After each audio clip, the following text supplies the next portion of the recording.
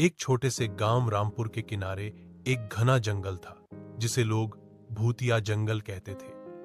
गांव वालों का मानना था कि उस जंगल में रात को अजीब आवाजें आती हैं और कई लोगों ने वहां पर परछाइयां और अजीब घटनाएं देखी थीं। कहते थे कि जो भी उस जंगल में रात को गया वो कभी वापस नहीं आया। गांव के बुजुर्गों का कहना था कि वर्षों पहले वहां एक साधु तपस्या करता था।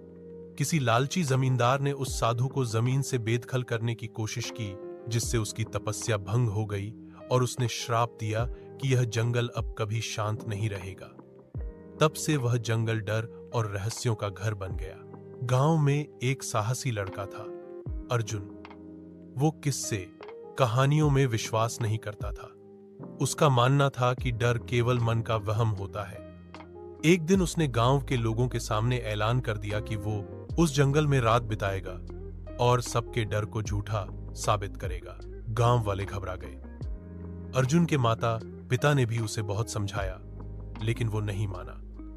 अगले दिन सूरज ढलने से पहले वो एक टॉर्च, एक कैमरा और कुछ खाने पीने का सामान लेकर जंगल की ओर निकल पड़ा। जंगल में घुसते ही वातावरण बदल गया। पेड़ इतने घने थे कि सूरज की आखिरी किरणें भी जमीन तक नहीं पहुंच पा रही थीं। हवा में अजीब सी ठंडक थी और पक्षियों की आवाजें भी मानो डर से चुप हो गई थीं।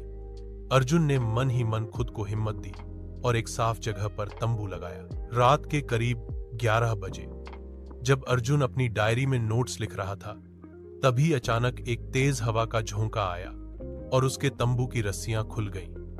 उसने उठकर तंबू को ठीक किया, लेकिन तभी उसे झाड़ियों के पीछे कुछ हलचल महसूस हुई।